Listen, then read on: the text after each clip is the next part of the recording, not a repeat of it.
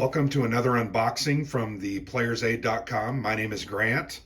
Today I'm unboxing a new game from Compass Games called Imperial Tide, The Great War 1914 to 1918, designed by Gregory M. Smith.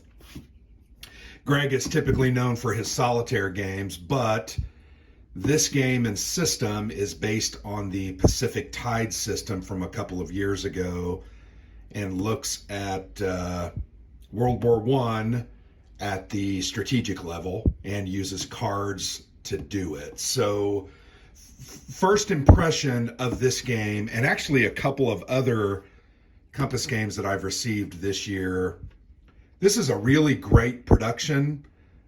In my opinion, very different than their other productions. In fact, I just got a couple of Kickstarters.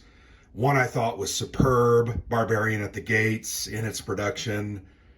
The other one, War for America, not as superb, functional, playable, doable, but it's just not as good as this one. So you're probably going to pay a little bit for this one. This one's going to be a little more expensive. Just be prepared for that. The first thing, it comes in a 2-inch box. This is one of their really sturdy boxes. I'll go ahead and give you a close-up view of that. It's not one of their cheaper ones, or some other games. Sometimes they'll put them in those 2-inch boxes that just aren't as sturdy. This one's sturdy. It's not going to be damaged. It's going to stand up to stacking, and is really nicely produced. I meant to look at the back of the box first. Let's go ahead and put that cover back on. I apologize. Let's flip it over, look at the back of the box. This game is point-to-point movement, so you can see the different boxes connected by rail lines and other connections. These are examples of the cards. There are counters here shown on the back. Designer Greg Smith, John Kranz is the project director, Tim Allen is the artist. The game plays in 3 to 4 hours. Solitaire suitability is high because there is a specific bot specifically designed for solitaire play that is included. So nice looking box. Let's go ahead and get that lid back off again and dive in to the components. Bunch of bags. You can put your counters in those. I'm going to use a counter tray. You've got dice sealed for freshness. Just 2 6-sided dice. Sealed for freshness is obviously a bit of a joke.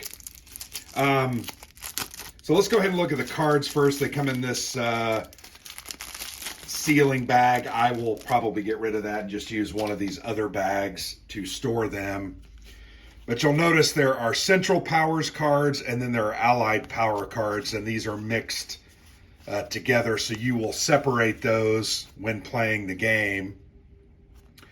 Here's a look at the cards. To me, the art design is functional. Not sure the cards are amazing, although they do look period. I'm not a huge fan of this type of text. You're mixing bold with and all caps with normal. That's just my opinion. The cards are numbered. You can see there in the bottom left, so you're not going to have access to those cards until those years. And the game does provide each player, each side, a certain number of cards per year. So you will have to follow that. But you can see where you activate one area for movement. So this card you're going to use to activate a group of units. They're then going to move. You also can place, these are Russian infantry in Russian cities subject to stacking limits. You have to follow the rules. And then place a French infantry in Paris and one central CW, I'm not sure what that is, infantry in London. So yeah, you can see that's kind of how those cards work. And they go all the way to 1917 and 1918. There are, I'm trying to find some of those. These are all 1915. But I know those cards are in there. I've seen them, or maybe you reshuffle. There's a 17. I just saw one. So anyway, nice cards. They're very thick. I do like the backs of them. I think those are well done and add some variety to the game. So I think that's cool. This is actually a personal note from Greg Smith. He sent me this copy, so I appreciate that from him. There are a couple of cards that have errata, so you can see those notes here. I'll show you that so you can get that. I think you can download that on Board Game Geek. There are a few card typos, and then cards 19 and 20 are incorrectly listed as 1916 cards. They both should be 1917. So anyway, that's a look at just a couple of errata. Not too bad, frankly. Here is a look at the rule book. Not a thick rule book, 16 pages. You can see down there in the corner on the back. There is a nice rules index on the back. Here are control of the different territories at the start of the game. And then you've got some designer notes, which I am always a big fan of at the end of the rule book. And then you've got a quick example of play. The game is not overly complex. We played Pacific Tide. We never got around to shooting a video review of it because we didn't quite get the rules the first time. But the system is interesting, plays fairly quickly, but also has some good choices about how you use your cards and your units. So that's a look at the rule book. Pretty standard rule book. It is nice though. It's glossy paper. I think it looks pretty good. I'm going to move those over because we're going to be laying out the mounted map board.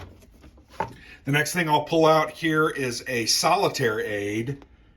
This is for the solo bot that is included. So you can go ahead and do a little research on that. Interesting, you can see the first thing there, it's the bot personality. You're going to roll a d6. I don't know if that's every turn, but it's either going to be aggressive, balanced, or defensive. And then you've got priorities based on that. You got card purchase priority and then bot annual priorities, what they're going to try and do. So anyway, nice Solitaire Aid for the bot. Sorry, I feel like I've lost a counter. I'm going to go ahead and pop that out. That's the map. We'll get to that here in a moment. There are two counter sheets. There, the counter fell. It had popped out of the sprue. So here's a look. There's two full counter sheets. Not a ton of counters. You've got different units here. There you have the United States at the top, France, England, and is that Serbia? Trying to remember my nation colors. Sorry. Then you've got Austro-Hungarian, Italian. You've pretty much got Russian there at the bottom, and then the German Central Powers. They are dual-sided. I do remember something from the game. They are, if they're flipped over, they're entrenched. You'll notice the entrenching symbol there. Obviously, World War I was really focused on trenches and entrenchment. So these aren't like reductions. They simply, when you flip them over, they show their entrenched status. There's a BEF counter, a couple of BEF counters there. So kind of an interesting distinction. Obviously, trenches are a big part of any World War I war game. These are also pre-rounded. You'll notice I'll give you a close-up. There's a French unit and there's a British unit. They are pre-rounded, so you're not going to have to clip these. They come out real nice off the sprue. They're nice counters, good quality, and that's going to be a bonus. Yeah, they're falling right out of those counters. So here's a look at the other sheet. You've got some central power units there, Austro-Hungarian and German. Then you've got some control markers, artillery markers, attack markers, and then you've got your resource markers there at the bottom. Once again, you flip those over and it shows those entrenched sides. So anyway, really nice counters, well done. There's not a ton of them, and that was my experience with Pacific Tide. They had about 1.5 to 2 counter sheets. So let's go ahead and open up this big, beautiful map. It is a mounted map, and that's pretty rare for Compass games. We've played maybe half a dozen of their games that actually have a mounted map board. I always feel like they're really nice when they do that. Wish they would do it more. But I understand when you've got big war games that have 3 and 4 maps, you cannot fit mounted map boards in a box. You can have a 6-inch box. You're still not going to fit those in there with counters, cards, rule books, and then counter trays. So anyway, look at the map. Once again, point-to-point movement. You can see that all throughout. You've got France, Germany, Italy, and Switzerland, Austria, Hungary, Russia on the east, and then you've got the Balkans here, Bulgaria, Romania, Serbia, Albania, and Greece, and then Turkey is down on the right. You've got a terrain effects chart listed on the right side of the map. You've got your CRT. I'm going to go ahead and slide that over because you can't quite see that. You've got a CRT that's printed right on the map. Actually, it's printed on both sides so that the Entente player sits over there. They have theirs. They can look at it, and then the Central Powers sit over here and they can look at theirs. Also got some great posters replicated here. I really like that touch. That's pretty cool. Not sure what these are. I can't. Oh, these are resource tracks. Sorry. Resource tracks that you use to build units, rebuild units. That was those markers that I showed you. Here's the Allied powers. So I mentioned the Entente sits over there. You're going to flip it. Allied powers are over here. And then the Central powers are over on that side of the map. You've got some sea movement boxes over here on the left. I think you can barely see those right there. So yeah, pretty standard map, but I do like how they've spread these posters around of the period. I think that's a very nice touch. I think the color scheme's really great. You've got French-controlled boxes are light blue. That's pretty good. Central powers are gray and light gray. I think that's kind of a light gray. You've got Italy is green, Balkans are like a tannish brown, and then Russian is green. So I like that you can kind of quickly see who controls those at the start. And then you can, as things switch and change, although remember in World War I games, they don't seem to change all that quickly or even all that often. So that's a look at what's in the box for Imperial Tide. I'm looking forward to this game. I think it's a nice looking game. And frankly, I think a very interesting system. I want to play it. I want to get my hands on it. I'm going to go ahead and splay those cards out. I think they look really good. And yeah, really looking forward to getting this one to the table. This is a 2022 game, brand spanking new. So really looking forward to playing it and giving it a review.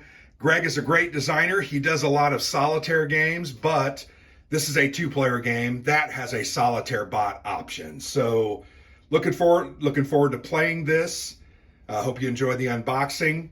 I've been Grant for the Player's Aid.